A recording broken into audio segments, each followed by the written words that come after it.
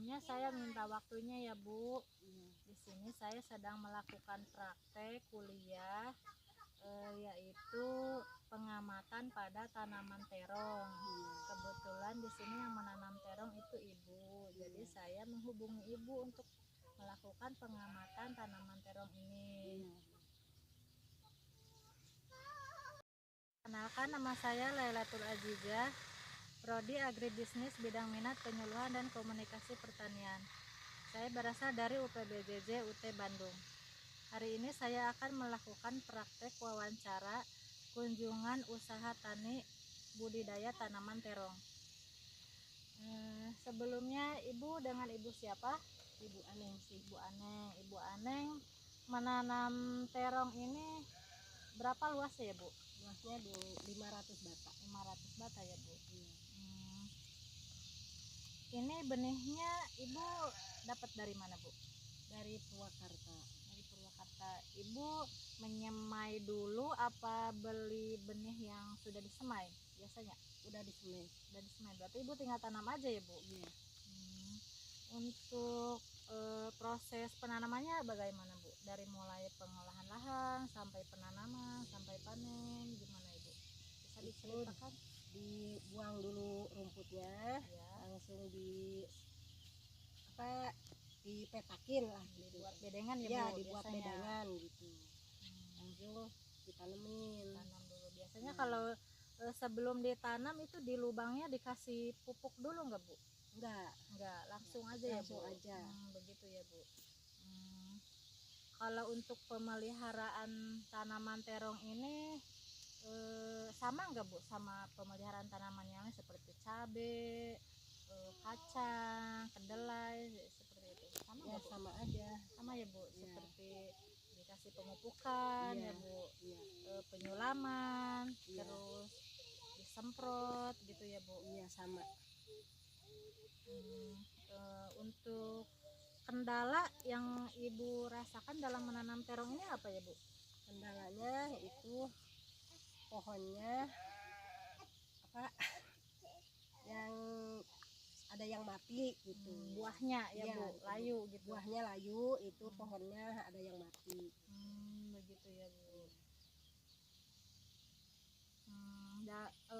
Ibu kalau penanaman terong ini biasanya berapa bulan sampai panen? Sampai panen 3 bulan. 3 bulan ya Bu. Setelah itu diganti dengan tanaman yang lain ya Bu? Iya. Oh iya Bu, saya ada solusi untuk penanaman terong. Ibu dilakukan pewiwilan enggak Bu? Pewiwilan enggak ya. Oh, berarti itu masalahnya di pewiwilan Bu. Kalau misalkan dilakukan pewiwilan, biasanya jadi buah terongnya itu tumbuhnya juga banyak buahnya dalam satu pohon tuh. Kalau tidak dilakukan pewiwilan, biasanya buahnya juga tumbuh sedikit dan kemudian sting layu. Pewiwilan itu biasanya dilakukan antara 14 hari atau 20 hari setelah penanaman.